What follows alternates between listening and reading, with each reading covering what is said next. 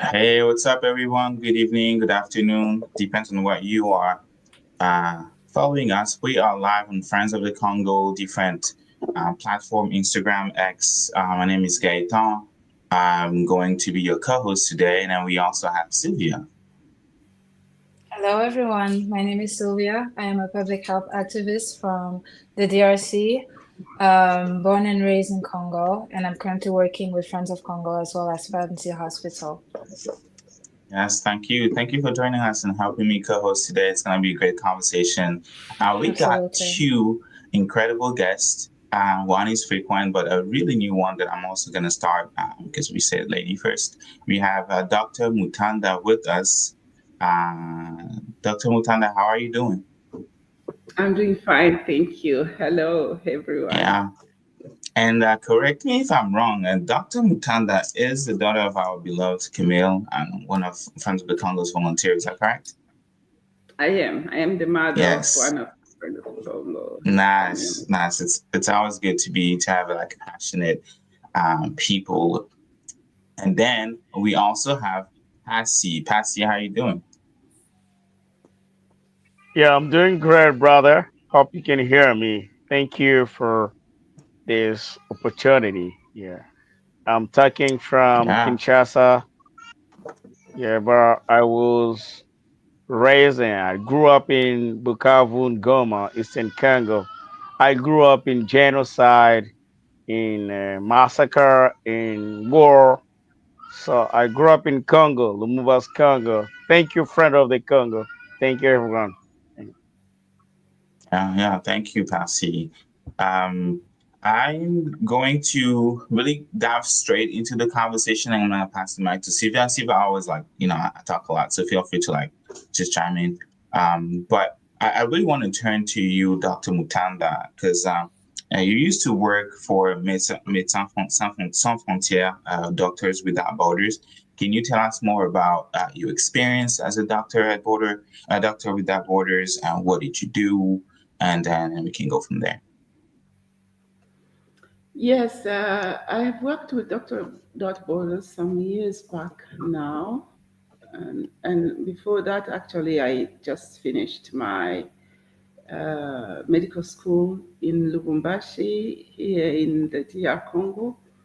And that was in 1994.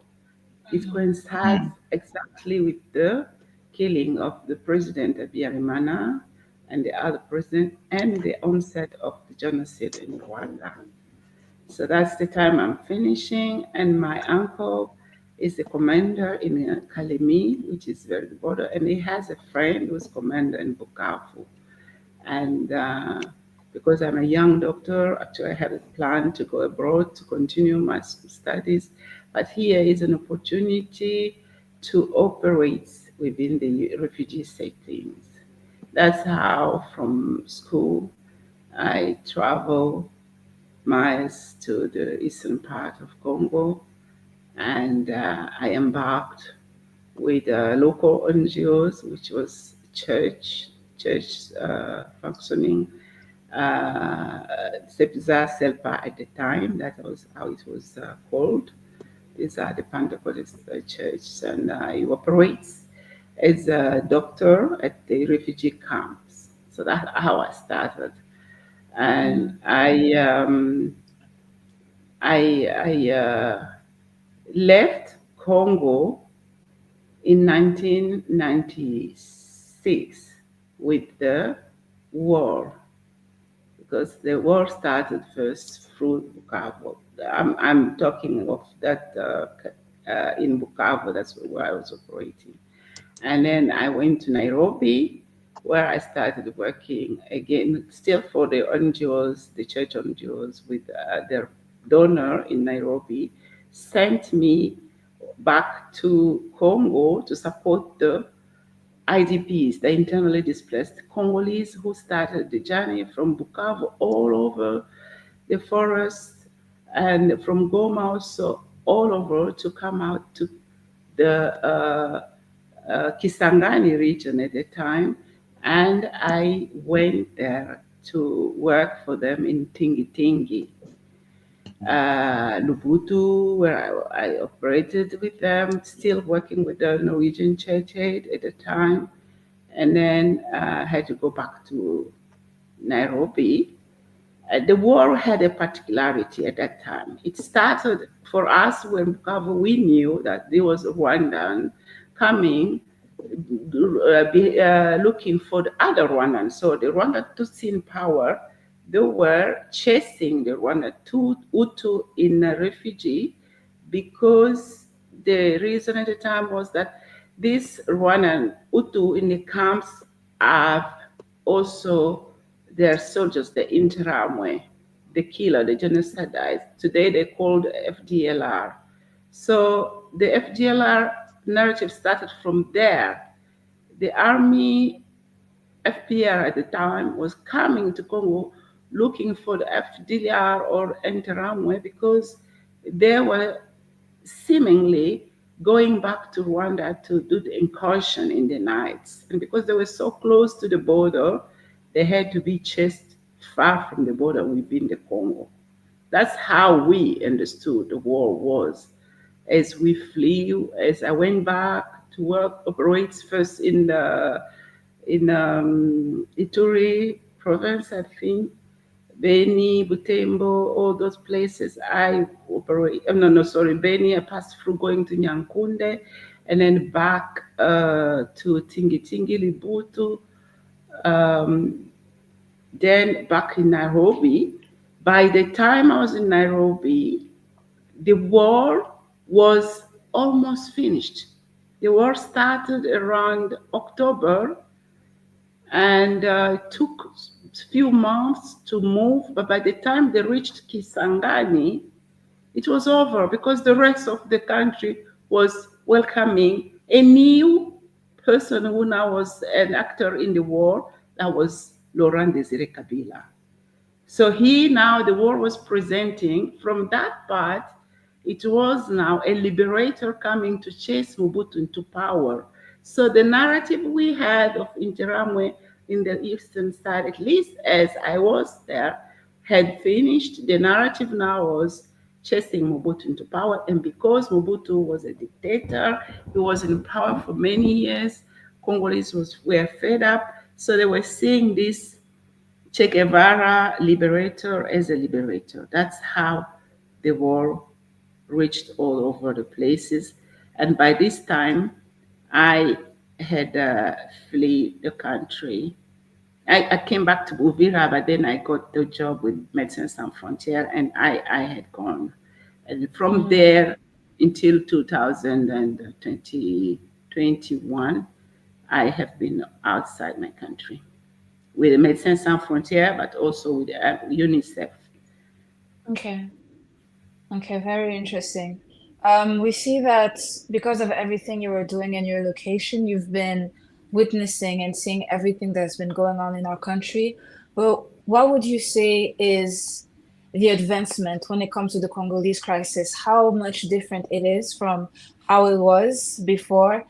What improvements have you seen, and especially the situation when it comes to refugee camps? Because you've mentioned your work as a doctor in refugee camps. How was it to do it back then? And with everything we're getting about refugee camps right now, what would you what would you have to say about that? Yeah, back then, the refugee camp where I would say it was for Rwandan people. Mm, So there was UNHCR had sufficient financing.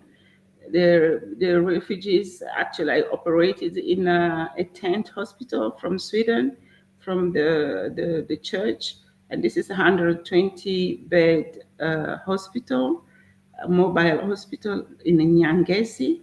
That was actually had a better quality of care than the health centers around, and had even Congolese coming into the camp to get the health care. mm-hmm, So the quality was acceptable for the refugee standards for all the aspects of the SPHERE program, meaning water, food, and shelter, although it was tamed, plastic sheeting, but they were amended in an acceptable way. And so that was the first difference. Now the camp, as I see them from far, unfortunately, I haven't been able to go to the place that are occupied and see the camp. Mm-hmm. But the way I see them, they just are pouring. These are now the camp for the Congolese. These are Yeah. the camp where you can see the images of children who are cold, they don't have food, and it is the camp where you see uh, Rwandan army and suppletive um, uh, milice bombing, sending bomb in a camp. In May this year, a camp was bombed, and this is just I I didn't see that at that time. Although they were killing, they didn't bomb the camp. Of Yeah. course, anything the thing is something of that manner happened, but it's just that I feel the situation now is worse than it was. It's almost chaotic, Absolutely. and not only in the camp.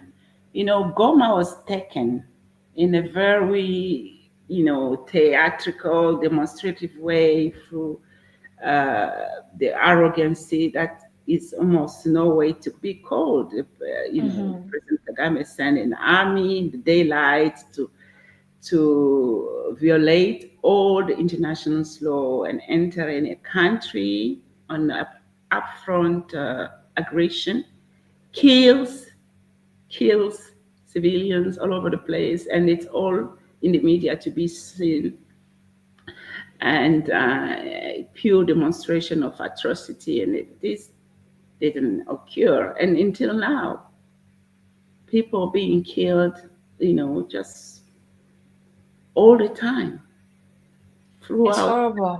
So it is just an unacceptable situation that is being today, that my brothers and sisters, my countrymen, are I living have in.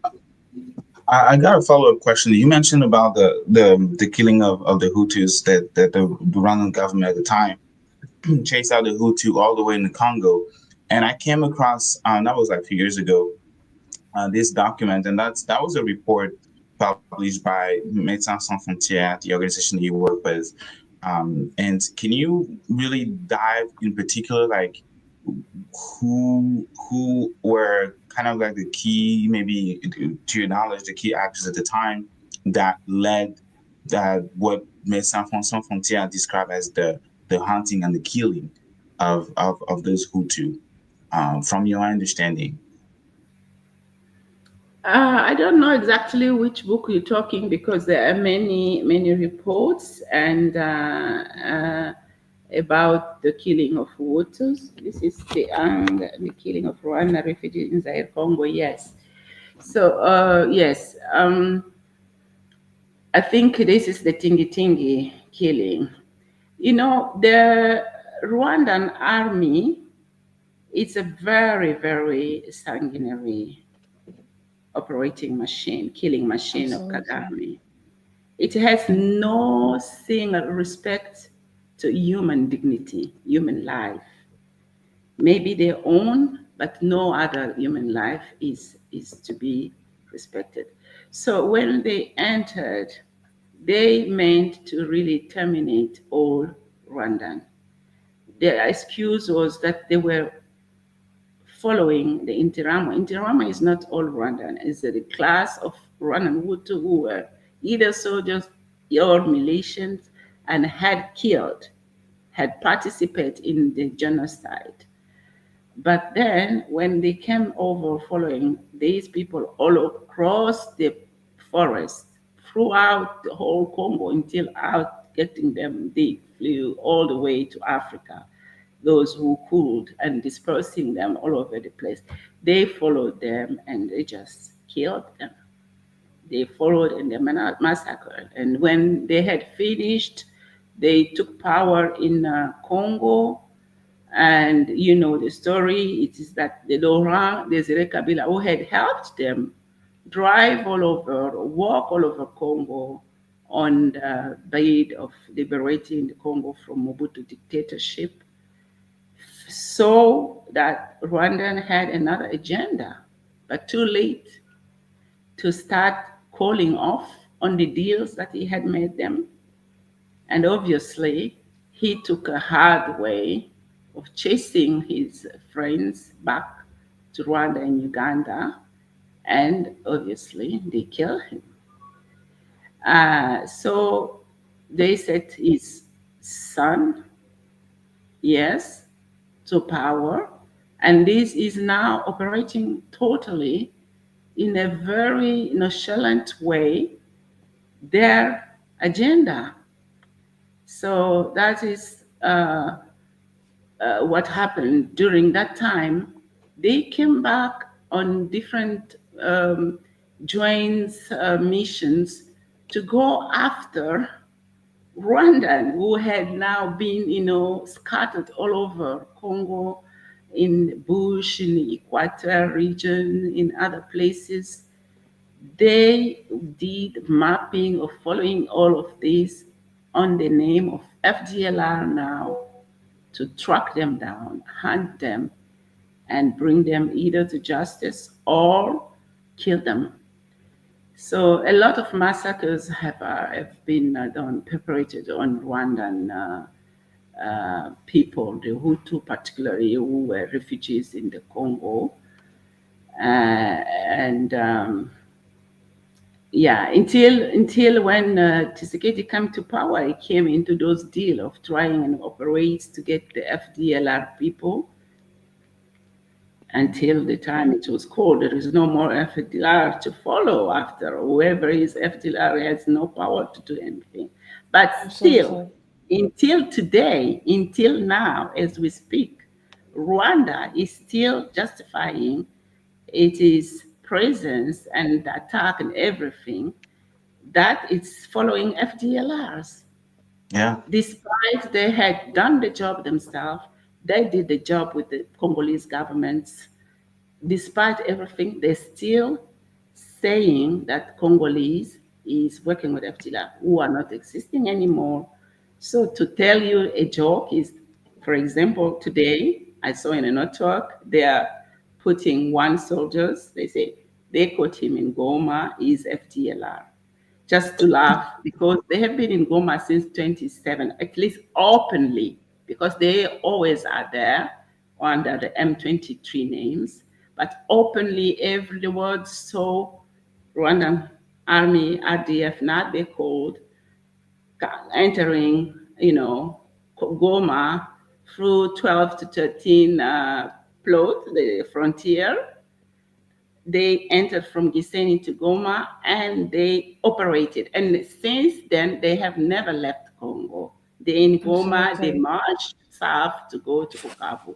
So we're being aggressed and invaded until today in Congo. But since 27th of January, they had entered and massacred and hold Goma. It is only today, the 1st of March, that they could find one FDLR to show to the world that Congo is. It's very interesting that you're actually mentioning that, because the FDLR, for those who don't know, first we kind of like summarize what Dr. Mutanda kind of said. Dr. Mutanda talked about kind of the work that she has been involved in, and all the crimes, the war crimes against humanity, and potentially genocide, as the United Nations mapping report mentioned. They talked about the Tingi massacre, and it was a refugee camp where we had thousands of Hutu from Rwanda, from Burundi, and even Congolese nationals, literally just slaughtered, right? By Paul Kagame's army. It was the RPA, the Rwandan Patriotic Army at the time, and also the Alliance Democratic Force for the Liberation of the Congo, AFDL, who was led at the time by the father of former President Joseph Kabila. He was also President Laurent Desire Kabila. So a lot of crimes, and I really invite everyone to read that report, UN exercise mapping report by the mapping report by the United Nations. I was published in 2010, and then you transition to kind of like today's issue, and that has been there for like 3 decades, where we have Rwanda using the FDLR as a pretext to invade. And thank you for using the correct term. You talked about invasion, because that is exactly what it is. Because the UN, the United Nations Security Council Resolution 2773, literally, I think it was like a vote 15-0 to one, condemn the aggression. They named Rwanda, and they call on Rwanda to withdraw entirely its troops from the Congolese soil. So when people try to frame it as an ethnic conflict, as a rebellion, I'm like, no, you have it wrong, because it is documented at least 4,000 boots on the ground from the Rwandan army, the RDF, Rwanda Defense Force, are present in the Congo. For the fall of Goma itself, it was estimated that that was according to the news from the Guardian, that about 7,000 Rwandan soldiers, took part to the assault on Goma. So before going to Passy, to kind of like give us a sense of what's going on in the Kivu right now, in the Kivu region, and also what's the atmosphere in Kinshasa, the tension, if people are feeling the pressure, I want to go back to Sylvia. You heard everything that just has been said so far. What's your take? What do you think? So I would say, first of all, thank you so much for the recall and kind of the historic journey of everything, especially for our viewers that don't know. But it's very important to talk about the issues and, let's say, the reasons that we have the Rwandan government giving when it comes to the soldiers that are in Eastern Congo. The excuse that's been given for years and years is that they are protecting Rwandan people that are in East Congo. And so that is why, allegedly, that's why their soldiers are there. And so they're using that story of protection. And so it's giving that image of Congolese people as perpetrators rather than victims. And that is something that we really need to talk about and emphasize, that the reason why this has been going on for so many years and that we're seeing such little change is because we have lies being shared everywhere of us, the Congolese population, being perpetrators, and that the soldiers are protecting other Rwandans from us in the Eastern Congo. And so how is the Congolese population supposed to get out of the support and the aid that it needs if we are shown as perpetrators and not victims? I have a lot of pride in being Congolese. And so it is difficult to go ahead and say, yeah, we are victims and all of that, because we are so brave and so strong. Because of, in spite of everything that's happening, we see individuals building refugee camps and us taking matters into our own hands. But it is also important to show that side of us, that we are victims. We are victims of a war that we did not start, that we are not continuing. This is not two countries fighting each other. It's even, sometimes I don't know whether or not to call it a war. I prefer to use the term crisis, because we're not fighting anyone. The Congolese population is not fighting anyone. We are being victims of fighting that is happening in our own region because of our resources. And I love the fact that it is extremely important to highlight that a genocide that started in another country continued into our region and brought violence that was never our own. The Congo has never been a violent region. It has never been a violent place, but we also have to highlight the fact that Congolese lives were lost because of the Rwandan genocide within Congo, because a genocide that we had nothing to do with was continued in our own region. I am personally from East Congo. I was born in Goma. My family is from East Congo. And so I know stories. I have lost family members myself during that time because we had violence in our country that was never part of our own, that was never part of our history. All of the history of violence in Congo is violence brought from elsewhere within our region. And so saying that, I'm really interested in moving on to Passy, being physically there in Goma, I believe, or I'm not sure if you're in Bukavu, but I know you're in East Congo, and just letting us know how the situation is, how has everything been continuing, and what you want people to know. I Yes, see. thank you. Hope you can hear me. Can you hear me? Hello? I can hear you. Can Yeah, everyone we hear can me? hear you. Yes, we can hear you. Yeah, thank you. Thank you, Aunt Marie Claire. I was confusing you to Marie Claire, who is based in Kinshasa. Thank you for your brilliant story. And your story really reminds me my own journey. But I'm not here to talk about my story because in 1994, I was 5 years old, and Walt's mother and Aunt Marie Claire just talking about is a very constructive history for me.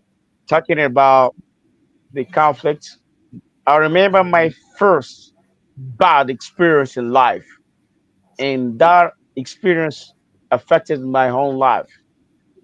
Is the one I lived in 1994. I was 5 years old when I met my very first teacher because I didn't do the nursery, the kindergarten school, and I met the guy who was an innocent Tutsi. And I think there should be given more precision on this fact. There is a difference between the people in Rwanda who are Tutsi or Hutu who are not engaged in the conflict.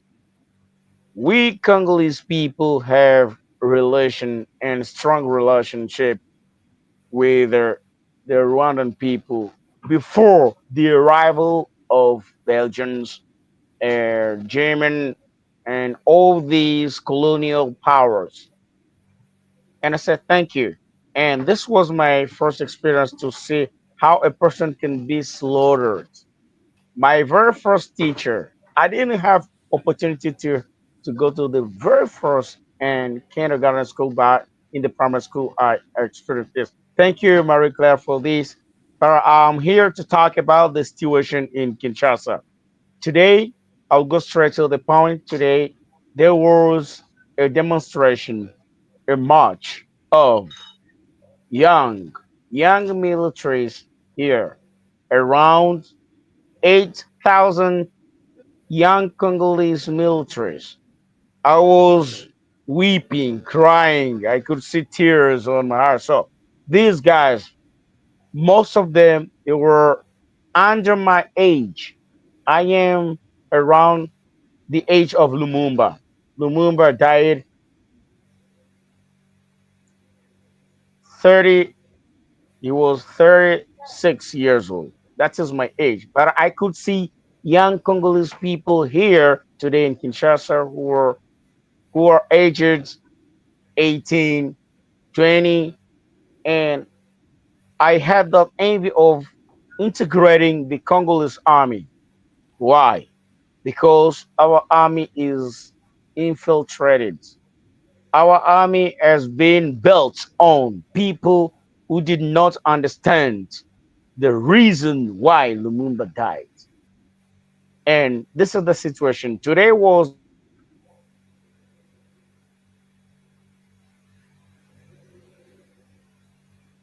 Okay, I feel that we might be having a We have lost connection him. issue.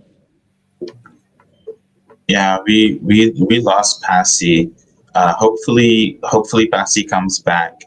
Um, but yeah, this idea, like I was mentioning about the pretext that the FDLR was using, and right before I even dive into that, Brother Passy was actually talking about the demonstration that happened.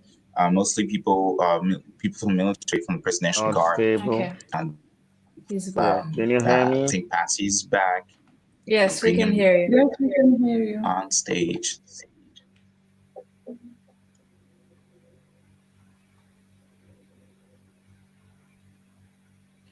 So please Can continue. you hear I me, believe, please? yeah, we can Yes, hear we you. We can. can hear you properly.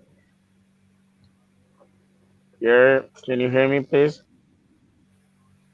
Yes, we can Yes, hear you Okay. we loud and can clear. hear you. Can you hear us? Yeah, the connection is not stable. We totally understand. We will we will go Yeah, I through. can hear you. You I can go can ahead. hardly hear. Yeah, Okay. I think let's continue with what you were saying. and hopefully his connection is going to get better. Yes. So yeah, there was this demonstration, and I was personally trying to get in touch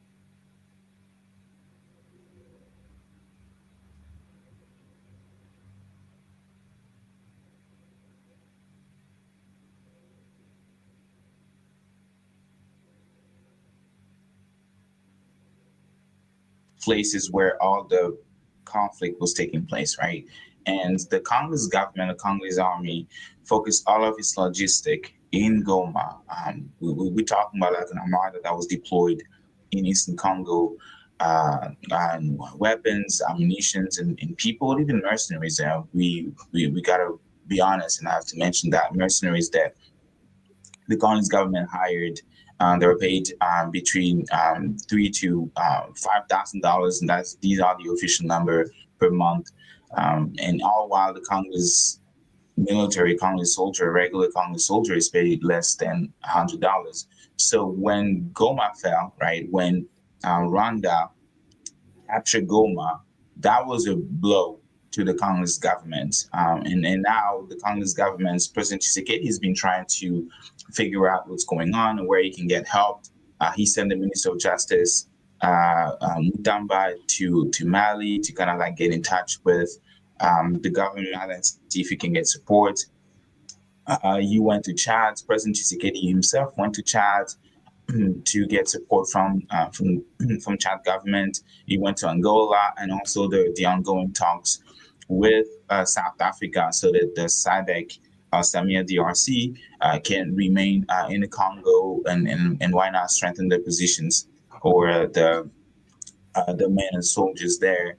So after Goma, it was then Bukavu that fell, right? And now people are getting more anxious, at least within the government, because Corey Nanga has mentioned that his goal is regime change, which is really interesting because when you hear the rhetoric from Paul Kagame's perspective, he talks about the FDLR, he talks about Rwanda security, and there are a few things that a few points that I really want to. I think it's really important to mention about the FDLR that Rwanda's government has always used to justify the invasion. One, the claim that the FDLR committed genocide in 1994. And you hear that a lot of the time. They call it even genocidaire. That's the French word, and that's false, right? Yeah.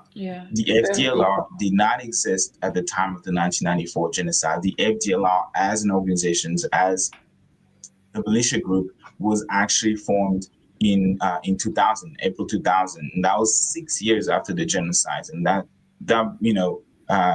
it is something that it's not really talked about that much. So you have first the historical timeline, like I mentioned, 2000, which is year 2000, which is 6 years before that, and also the composition versus responsibility, right? And you have some members, and keep in mind that that was in 1994 that the genocide happened. Like the youngest person, if I have to take someone who's 18 in 1995, that person will be what age today? Like what? Like 48, 45?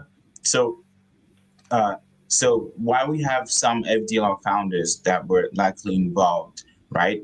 When you look at the tribunal that was actually created to try and convict people who committed that specific genocide, and I'm talking about the International Criminal Tribunal for Rwanda, ICTR, which was established by the United Nations Security Council Resolution 955 in 1994, they indicted a little less than 100 individuals and 61 for genocide-related crime that happened in Rwanda during that period. None of these cases reference the FDLR officially in official documents in the indictment or judgment, right? You have high profile, like for example, Jean Kabonda, but never in the judgments they mentioned FDLR for the simple reason that FDLR as a group, as an institution, was as a militia group was created past 1994, which fell which fell outside of the ICTR jurisdiction. And then also the claim that the FDLR poses a security threat, and that's what Paul Kagame has been saying for years, 30 years now. The FDLR no longer pose a threat to Rwanda. It's not just me saying that. It's the former It's a ambassador fact. Garagia. Excuse me. I was saying it's not just you saying that, it is a fact. Yeah, it's a fact that the former ambassador Karagia, who was a Rwanda ambassador in the Congo, in Kinshasa, he said at the famous radio Top Congo, and he mentioned that essentially that FDLR was no longer a threat, that he was defeated, and even James Kabarebe, who's the current Minister of Foreign Affairs and International and Regional Cooperation, by the way, sanctioned by the United States for his involvement in within M23 since 2012. He also said to local news in Rwanda, right, that the Rwanda had defeated had defeated the FDLR alongside Congo's government, right?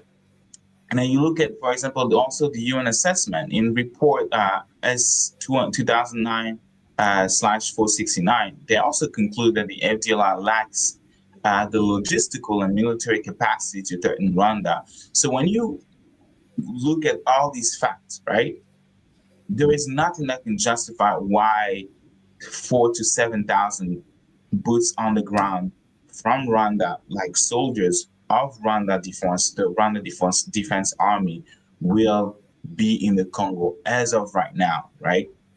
So these are Absolutely. like there are many things that I could just go on and just talk about the differences. But like from now on, if you hear about FDLR, that the FDLR are in Congo, even the general allegedly that they show that the M23 show today, they show like a really fake ID that that had nothing, that was not issued at the time in 1994 to justify that, hey, we captured this general after 30 years. There are also been multiple reports that shows that the Rwanda's government actually has been recycling, and that's probably going to be a conversation for another time. How the Rwanda's Yeah. government, has been literally training and also sending FDLR captured back in the Congo to commit the same crime. So, Patsy, I see that you're back. So Yeah, can you hear us? Yeah, go ahead. yeah. I can hear. I'm here to talk about the situation in Kinshasa, Just Bukavu, and right. Goma. I Go ahead. was, Mm-hmm. I was talking. Yeah, I was talking about the situation in Kinshasa before. Yeah, and but before that, I was congratulating Aunt on her roots, her journey, because I grew up in that context of the conflict. And today here in Kinshasa, they have organized the march, a demonstration of the elements, the troops, the military troops of the Republican defense of the president, Felix Tshisekedi. And for me, I got an inspiration and also kind of questioning about the situation and why not my own integration in the army. Of course, Lumumba's struggle was not violent, but what we are undergoing today, when I saw young brothers of the age of 18, 20, I say, no, me, I'm around 30 and 40 years. I'm 36 years old. So why can't I? Why can I not join the army? Because the country is being attacked. That's the situation today in Kinshasa. They organized a march of just giving the hope to the population because the situation is very bad and dangerous for the integrity of the territory, the Congolese territory. And this is the situation in Kinshasa. But in Bukavu, there was today they have they have sown enough to the public media, so their national radio and television, the newly appointed governor, vice governor, and the mayor of the town by the rebels, AFC M2023. They are controlling the town, the city of Bukavu and Goma. This is the situation, and there has been so many killings, and they are suffocating the activists because people are being forced to support this movement. But we know true human rights defenders like brother Nicolas, who is around, who is in Bukavu, brother Daniel, who is in Bukavu, and all other brothers in Goma, uh, like brother Dieu Merci and brother Inosa Bushu. They are reporting things which are not really for the rebels. When you denounce something which is against them, remember the killing of the artist uh, Idengo from Beni, worked, who grew up in Goma and worked. Mm-hmm. Get, he just produced so many songs and pieces of a heart in Goma. This is the Yeah. situation in Goma and Bukavu. So there is not a kind of freedom of expression, freedom of activities. Everything is Mm-hmm. blocked, and not only from the military aspects, the security aspects. And here I'm going to talk about the administration level of their violent struggle. Today in I do Goma, want to they ask you a tried to, question though, Pasi. I do want to yeah, ask you a question because you're saying the difference between kind of what's happening right now in Kinshasa and what's happening in Goma. You mentioned the marches happening in Kinshasa and how we have that spirit of wondering what we can do and how to get involved. But at the same time, not long ago, an artist was shot in public in front of people for talking, for taking a stand and for being able to share his voice. So if you could talk more on that difference of is our population feeling like they have it in their hands to take action? Is our population feeling scared to be active? What is happening right now? What is the spirit of the people in general? thank you. That's a very good question. The feedback, the reaction of the population here in Kinshasa, in Bukavu, and Goma, there is a very big difference. In Mm, Goma, they have controlled the city since 27th of January, 2 months ago. But in yeah. Bukavu, they have been there for less than a month, just uh, Mm-hmm. just let's say a month. So after they controlled Goma, and remember that in Goma they didn't bomb, they didn't launch any bomb during the meeting. You see, the population in Bukavu is very different from Goma. In Mm-hmm. Goma, people are more connected to the Rwanda population. I grew up in Goma and Bukavu. I know that, and I remember in 2018 during the elections. So I was in Gisenyi as a musician activist, and I was hearing to a Tutsi citizen of Rwanda who was saying that, hey, you young Congolese, be careful. The Mm-hmm. place where you are playing music is very dangerous because Mm-hmm. the people who invited you in Gisenyi to play music are controlled by your government. Me, I'm Tutsi, Rwandan, but I'm not for him, the guy, Kagame who's killing people. But Kagame is using Hutu Rwandan. Okay, this is the fact. Goma is more connected to Gisenyi and to Rwanda. Bukavu Yeah. is not directly connected to Rwanda because there is the Ruzizi River separating Bukavu City and Rwanda, and that is the kind of you say kind of barrier. So there's a kind of barrier to them. There's a border, and this is natural, and that's Mm, why you can see even in the appointing of the governor in Goma, you could see that the Rwandan speaking people, there is another debate, there is another discussion on the language because I'm a linguist.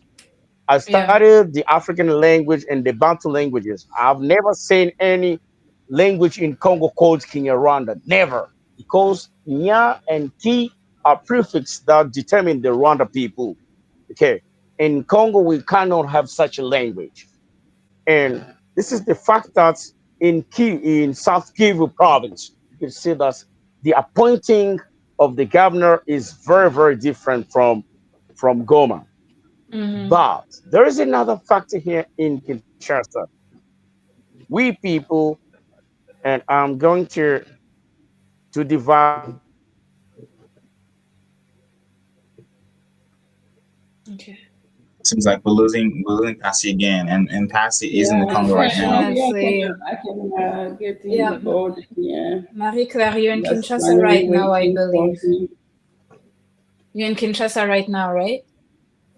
Yes, I am also in Kinshasa, but I am very much low profile, so I don't Ah, yeah, go. I can I understand that.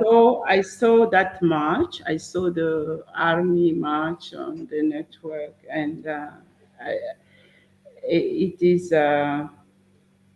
a good thing because the problem of Congolese, Gaetano was talking earlier, and I wanted actually to already dip in there while waiting for Pasi to come.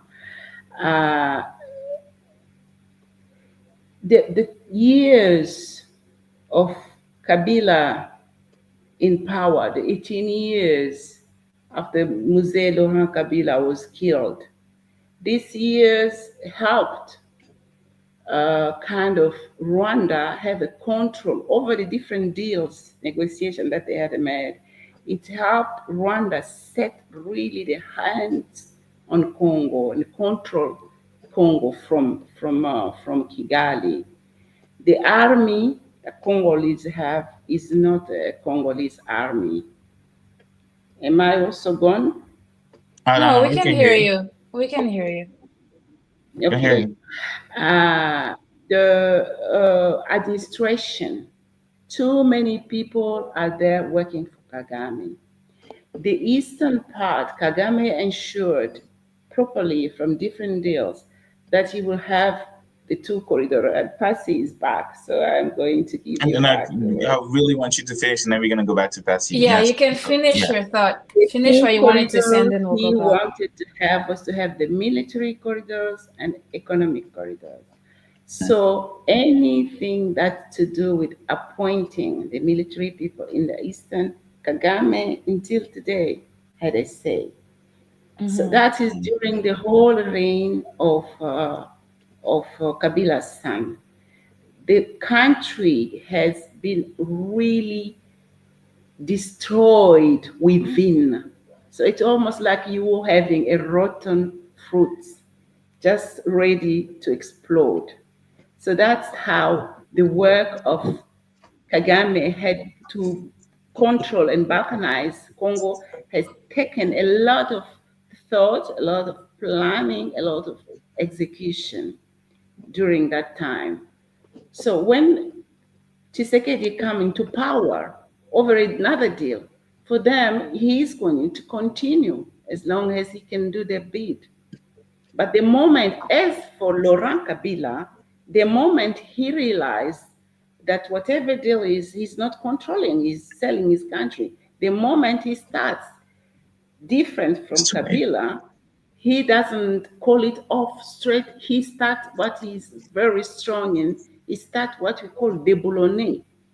So he has started undoing all the deals in a very strategic, intelligent, and very, very, that has to be studied by history to come.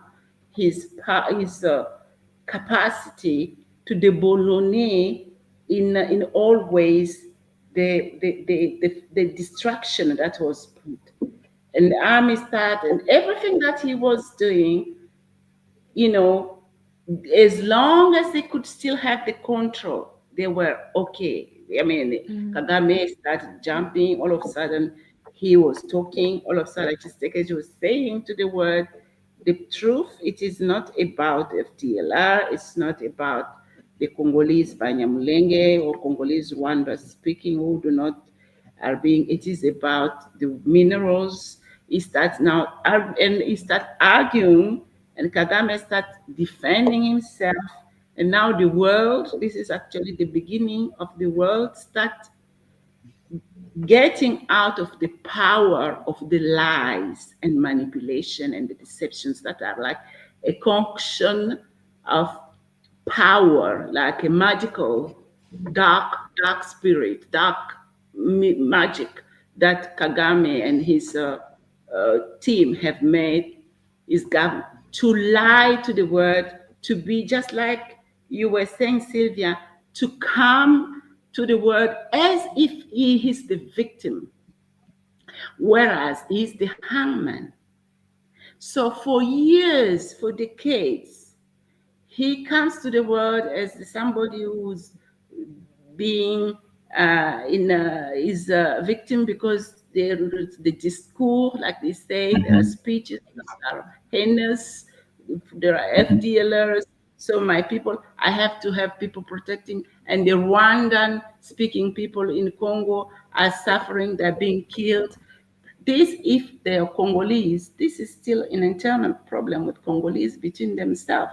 Why do you have to come to intervene in this case? So we know Yeah. that he was not coming for all these were lies that he has presented himself, and he built his kingdom. He built his strength from stealing and dealing directly with the globalists, selling these minerals and getting more power, getting fame, and connecting to their lobbies and everything.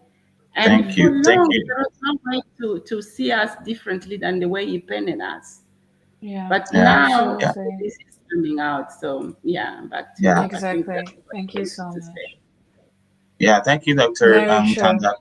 Cassie, if you can probably like kind of like wrap up in a minute what you were gonna say, and then we're gonna move on to the next topic.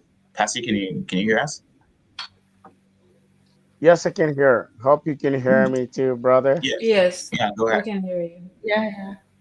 Yeah, yeah, thank you. The connection is not stable, but thank you for Mm. this time. I was talking about the connection between Goma, Rwanda, and Bukavu, Rwanda, and I was more interested in the linguistic, social linguistic aspects because some people, even some officials, ministers in Kinshasa here, cannot understand this. That this is a barrel of ideas. They are trying to use these medias, social medias, in order to invade the collective understanding and awareness of the Congolese people. I said that the experience we went through in Bukavu, for example, is different from Goma, because in Bukavu the population is very resisting, and the Ruzizi River creates a border. And here in Kinshasa, my regret is that some people here think that everyone from the Eastern Congo is more connected and is corrupt, is maybe involved in the conflicts. So they consider, some people consider, when you're from Bukavu, South Kivu, North Kivu province, you are corrupt. And we should really banish this habit in Kinshasa. So it is the matter of the whole country. Do not say that it is Eastern Congo. Lumumba did not see Congo from the north part, eastern part. No, he sacrifices on life for the Congo, not from the east or north, because it is the matter of the whole country, and it is not good for us to be divided. We don't need to fall into the trap of the enemy wanting to divide us. It is true that there are not Swahili speaking people being attacked, but it's also true that when you travel in the Kinshasa avenues, you can hear people saying that you people, you are involved in the Yeah, corruption, but not a conscious uh, Congolese young Congolese like me who is losing. I Mhm. lost my family member in Goma. They shot at my uncle, himself and his whole family. They were bombed, and they are now attacking my village. You are not. You are not more. You are not more attacked than the people who are in the Eastern Congo. So for me, the situation in Kinshasa is different from Goma and Bukavu situation because in Uvira, for example, there was a kind of strong resistance since Laurent Desire Kabila in the Ruzizi plain. Remember the Lemera agreements, accords. So that area is very, very resisting differently from in Bukavu and Mhm. Goma. And that's why you can see so far they haven't controlled the Vera, I mean, town because the Yeah. problem with the government is that they are not supporting these forces. You can hear the people who can speak Swahili can hear the Wazalendo people attacking the loyal militaries, the FRDC, who are abandoning they are giving up these ammunitions, these guns, and they're going, they're leaving, they're letting the enemies entering. So there's a kind of corruption Corruption. and Mhm. robbery Totally. investments all in the Congolese national and armed forces. Yeah. But Yeah. those people who are the owners of the lands will struggle and will still promote the dignity and integrity Mhm. of the land. That's what I would like to Thank give you. as Absolutely. precision on what is going on. Yeah, yeah. Thank you Thank so you. much, Brother Pasifo, for that. Really quick, because you did mention a lot, including some of the atrocities that the Rwanda government with M23 are committed right now in the Congo, and it's for those reasons that the United Kingdom usually, I think it was on February 25th, they issued uh, kind of like a series of measures in response to the situation in the Congo, and they calls one for this to cease high level attendance at events hosted by the government of Rwanda, to limit trade promotion activity in Rwanda, three, pause regulatory financial aid to the government of Rwanda, excluding support to the poorest and most vulnerable. Four, coordinate with partners on potential new sanctions designations. Five, suspend future defense training assistance to Rwanda. And six, export licenses to the Rwanda Defense Force. And then there was this last paragraph that I think was really interesting, and they say that Rwanda may have security concerns, but it is unacceptable to resolve this militarily. There can only be a political solution to this conflict. We encourage DRC to engage with M23 as part of an inclusive dialogue. We will continue to keep a policy under review. That's the UK official statements on the sanctions, and days before that, I think I mentioned that there was the resolution that condemned and demanded the withdrawal of Rwanda's troops from Congo's soil. 15-0 was voted. There was also the United States sanctions that sanctioned the spokesperson of M23 as well as Rwanda's current Minister of Foreign Affairs. So the pressure is continuing, and we need to continue, right? We need to continue to advocate, to raise awareness, to be louder, and make more noise. Sylvia. Absolutely. Just completely agreeing with everything that you're saying, because we're hearing a lot of statements and a lot of talk about sanctions, but us as people, not only from Congo, but supporting Congo, this cannot be a sign for us to back down. It's now more than ever that we have to put even more pressure, because we've been hearing statements for a long time. It's not just now that the UN has been calling out Rwanda. This is now that we have to continue whatever it is, whether it's March, having some marches outside, whether it's raising awareness on social media, gathering people to talk about it. We have to make sure that individuals are never stopping to talk about this. because this is an issue, a crisis that is not difficult to resolve. The truth of the crisis happening in our country is that it is not difficult to resolve it. We have to call out the perpetrators and do more than just sanctions. We understand that everyone is benefiting from our country, that everyone is benefiting for our resources, but give back to the country you're taking from. So many people are taking from the DRC, but no one wants to give to the DRC. We're not asking for us to cut access to all of our resources, but do people need to die on a daily basis for the world to continue using our resources?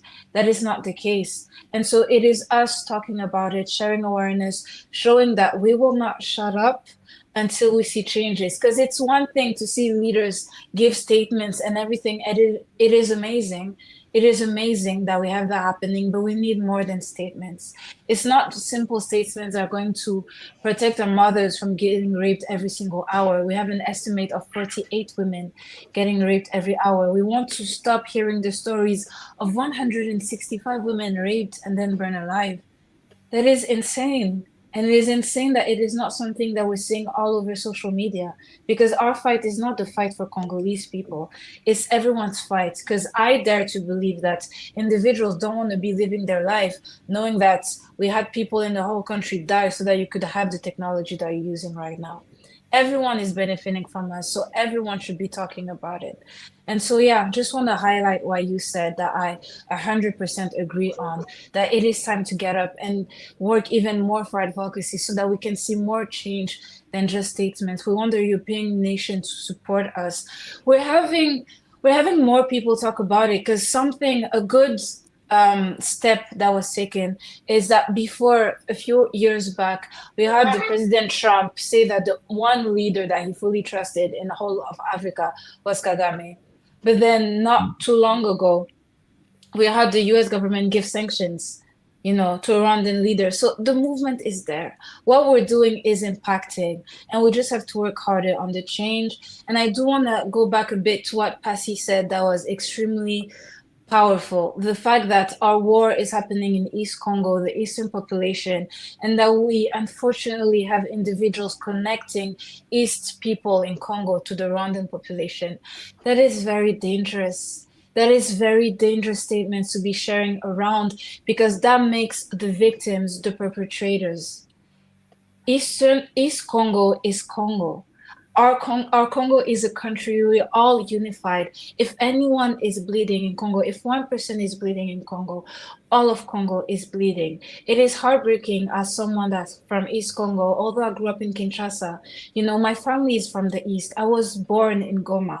And so to hear now that people in Kinshasa are afraid to speak Swahili outside is crazy, because even historically, Swahili is the most spoken language in the whole of Africa. It's not something that should be connected to Rwanda. It's the number one language in all of Africa. So the fact that we have people in Congo speaking Swahili should in no way be connected to Rwanda. Now it's better because we have more people that are caring about the lives of our brothers and sisters in East Congo. But in the past, it was not necessarily like that. And so I just want all our generations to realize that we're doing great work. We're doing amazing work. I remember growing up hearing that the people in East Congo are just Rwandese. And so it was propaganda being shared so that we would not have pity for them. But today, things are bad. But when I see social media, I see that everyone is talking about it. People that have never been in East Congo, that have not been in Congo, are talking about it. The stigma is getting lower and lower. So it should be a moment for us to realize that what we're doing matters. All the individuals in this live session right now, us doing what we're doing matters. There's no small thing, nothing is too small to show you support. Even if you're just sharing a story on Instagram, someone is going to see it and someone is going to be educated. So yeah. Yeah, thank you. Thank you so much, Sylvia, for this passionate speech. And we have reached the hour mark. And you heard Sylvia, you heard Dr. Mutanda, you heard Passy. Like Sylvia kind of like wrapped it, and she's calling essentially for action, because I like what Sylvia said. She said that our generation is different, and we've seen the passion, we've seen the movements from the Rwanda is Killing movement for the past like 3 years. They have been protesting in the UK, in the UK street, for sanctions, right? That the government finally sanctioned Rwanda, and that happened, right? And not completely what we wanted, but it's a path forward. It's a path to the right direction. So at France of the Congo, we are saying that it's the time to act. It's the time to act, and that time is now. That we have seen, you heard different conversation and statement from Passy and from Dr. Mutanda, Dr. Without Borders, former employee, for decades, 3 decades of Congo being looted, of its vast wealth and unleashing terror of its people. And that has been done by Rwanda, by Paul Kagame. And that crisis has reached a breaking point with M23 occupying Goma, a city of 2 million people. Thousands have been slaughtered. According to the government, Congolese government, 7,000 Congolese folks have been buried. Red Cross, according to the information that I had, they were talking about 9,000 folks that died in Kivu, between Goma and Bukavu, and in thousand, right? Thousand of family torn apart, women and children fleeing. They have literally nowhere to go. There was this documentary from the BBC that I saw. I don't even know if I can share with you. People literally crossing, like swimming the river to cross and then go to the other side because they're fleeing the war. And that was on BBC that I saw a couple days ago, right? And people, they're literally with bags, and it's either they get shot, right? And they live under, if they live, they will live under the slavery, under the occupation, or they will die because they don't believe in the same ideology as the occupier, or they can die by attempting to still live in other places. And that was on the BBC, right? And we see this on BBC. His army is, and he said that he doesn't know, but the same Kagame knows exactly how many FDLR are in Congo. The world cannot continue to be silenced fast, facing this injustice, right? And even if the world is silenced, but we, Congolese folks, allies, we cannot be silenced, and we shall not be silenced. So here's the thing that you can do. The Friends of the Congo is laying down for you to act. One, donate to our emergency relief for displaced women and children. We have the Basaja Coalition that has moved, thank God, 63 families to safety, including members of the Mbuti community, and securing food, water, and shelter for many more. But the rainy season is happening for those who are familiar with the region, and the temporary tents that we have there will not be able to hold. So your donation will help us provide life-saving reliefs for them, for the mothers and for the children. So we got a link. If you go to our website or our account, you'll be able to see the link in our bio as well, and to click and donate to pressure the EU to cut ties with Rwanda. The EU signed a sustainable mineral deal with Rwanda, a country that essentially doesn't have the enough deposit of minerals that they claim to be selling, right? So those minerals are stolen, and it has been documented by the United Nations. It has been documented by Global Witness, stolen from the Congo at gunpoint. So demand, if you're in the European Union right now, please demand your elected official to take stand and block this deal. If you live in the UK, shout out to my friends, my comrades from the Congolese Action Youth Platform that has been leading for over 10 years the Genocide campaign, Genocide for Economic Gain. Shout out to them. If you live in the UK today, contact the Congolese Action Youth Platform for information on how to send a letter to your local MP. We have it drafted that we put together to help with the script to help advocate and demand for your local MP to be more involved and provide more sanctions to Rwanda. 3, tell Congress, if you're in the US, you listen to me right now, tell Congress to stop US aid to Rwanda. The US sends millions, if not billions of dollars of funding to Rwanda, and even if you use war crimes in Congo. tell Congo to stop funding Rwanda, period. So go to freecongo.org, send a letter right now, join and organize a protest wherever you are. Stand in solidarity, gather at the Rwandan embassy, your city hall, public square. Show the world that the people of the Congo are not alone. They are not alone. We are together. We're all in this together. That you're supporting us. Five, do not visit Rwanda that I mentioned earlier. Rwanda pays celebrities. It's literally like a really solid system that Paul Kagame created to wash his Yeah. image. He pays celebrities and corporations to whitewash its crime. I don't want to, hurt people's feeling, but you have Kendrick Lamar's company that is literally leading that initiative, sending different artists. And John Legend was recently. Kendrick Lamar himself was there before. Dave Chappelle went to Rwanda as well. So you have the NBA, Arsenal, Kendrick Lamar, and other that are sending the dictatorship as a tourist paradise, right? Tourist paradise while the Congolese people are being slaughtered. You have people organizing, hosting concert, singing over Congolese grave. So you need to tell them to cut ties with Rwanda. That's the message that all of us should be sending right now. Do not let blood money buy your silence. So the people of Congo are fighting. They're fighting for the survival. They're fighting for freedom. And we can only achieve it together. Something that Brother Kambale himself really told me one day. He said the Congo will be free in our lifetime. And I truly believe that our Amen. generation will see Congo free, free from occupation, free from the slaughter, because we're gonna bring justice, whatever it takes. So thanks to my dear guest, Dr. Mutanda. I salute you, Brother Patsy, and my wonderful co-host Sylvia. Thank you so much. Sylvia, maybe you have a last word as well. A last word, but like a conclusion. Yeah, a last word would be for anyone who's currently in Washington, D.C. We're going to have a march to show solidarity for all of our sisters and mothers in the East that were slaughtered. We're having a Congo march. So please, anyone who's not following Friends of Congo on Instagram right now, it's very important that you follow so that you can be updated with everything that is happening. And we have ways for people that are not in Washington, D.C. to contribute as was mentioned, donations. Donations, no matter the amount, as long as you donate, that's what matters. Donate what you can. Never think that you don't have enough to donate, and you can really change. So let's all be active together.